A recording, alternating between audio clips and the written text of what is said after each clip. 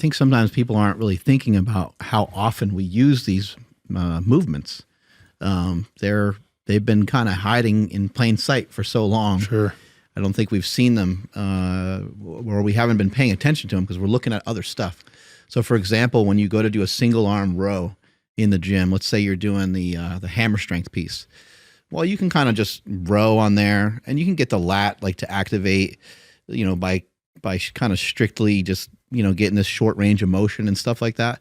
But if you simply if you're using your right hand to do your row, you simply take your left shoulder, hike the left shoulder way up, bring that right shoulder way down, you're going to start to feel more contraction in that lat just from being in that position. And throughout the day, if people listening just pay attention to what they're doing when they're doing it, you're going to find yourself, you're going to be like, oh my God, I'm kind of doing head over foot. I'm in this position. I'm in that position. You could be mixing something with a spoon, and you're going to find that you're going to like choose a side. You're going to choose a side. You're going to be like, oh my God, I'm coiling. You're not even going to like recognize it, but you're kind of doing it all the time. That's true. And then you get like not only a coil, but you get like a twist, as you're moving forward. And to me, and I've always been a bodybuilding fan too. You see some of these guys. I think I saw Kai Green doing some heavy rows. And looking like he was, intentionally doing exactly what you're talking about. When they're bodybuilding, they're not square. They're, or you're coil into and so he is their drive. Like a lot of those guys they've learned to drive their shoulder at least towards the floor. Maybe they don't tilt as much. Maybe they just drive one shoulder down, but you see it a lot. Right. And to see like an amateur who's really bad at posing, often that is kind of what they lack. They're going to keep their shoulders square and they don't understand how to get in those positions. Big advantage of kettlebell pressing, is getting from here to here. Right. And if you feel stuck with this shoulder, you can simply pull your other shoulder down more and you'll get more from it. So what I do for my system to make it easy is we talk about this landmark. So if you take the bony part of your elbow and you connect it with your hip below the belt line, that we call that a landmark. And with our system, whichever foot is immediate cramp. Yeah, right. Yeah. So for our system, this is David right here. Constantly I just constantly use that landmark. So when guys are in a goofy position, I just say landmark, and they tighten it up. It makes it so that everyone looks the same. We keep consistency. That's one of the ways that we've made all this stuff that seems kind of complex, just made it simple and accessible.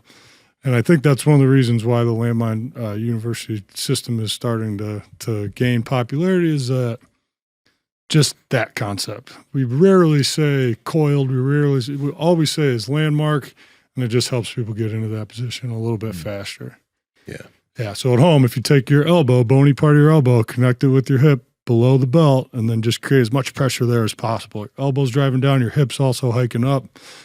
We can layer that into a bunch of different movements. So you're shortening one side and intentionally getting that other side to lengthen as much as possible, right? And it's something that I saw a lot of fighters doing naturally, where they're moving their head as they punch, but this distance is constantly opening, closing. Mm-hmm. Power Project family, your normal shoes are making you weak. This is why I partner with Vivo Barefoot Shoes, because they have a wide toe box, they're flat, and they're flexible. So with every single step you're taking, if you're taking a 10-minute walk outside, or when you're working out in the gym, your feet are able to do what they're supposed to do in this shoe. They have tons of options for hiking, running, training in the gym, chilling and relaxing, casual shoes for if you're out on a date. You need to check them out. And Andrew, how can they get it? Yes, that's over at vivobarefoot.com/powerproject, and you guys will receive 15% off your order automatically. Again, vivobarefoot.com/powerproject. Links to them down in the description, as well as the podcast show notes. Yeah. Another cool thing is the fatigue aspect of it. Now, obviously, we were talking about this yesterday, but we went through that little workout that you had me do, and I was just like, I could do this multiple times a week without just draining myself. Sure. It's not going to take away from jiu-jitsu. It's not going to take away from anything else I do, but it's extremely effective. I think the taxing aspect of it, again, I keep coming back to it, is going to be really similar to the Olympic lifts. Mm-hmm. So if you were a CrossFit guy that wants to do sets of 20 snatches, you're going to be exhausted, and you can do that. If you're looking for max force production, you can do singles, and it's purely concentric. So It's not going to be super taxing. You're not going to break yourself down too much. I think you can use it a bunch of different ways, but the key is that you're going to be moving fast, explosive with those forward angles. And yeah, you can make it a microdose it as part of your program to make you more explosive, make sure you have time to do the other stuff. Yeah. Or if you wanted to, you could get yourself super tired doing it too, but that would involve doing more reps.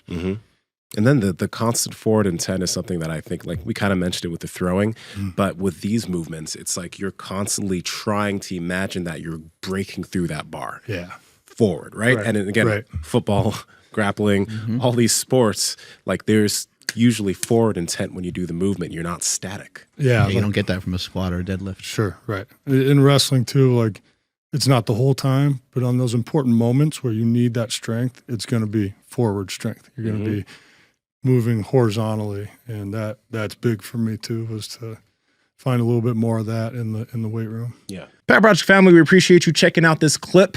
Check out another one. Just go check out another one. Or comment down below and let us know what you liked about this one. But we love you guys, and we're going to keep bringing you the heat. So comment, subscribe, and all that good stuff, okay? Peace.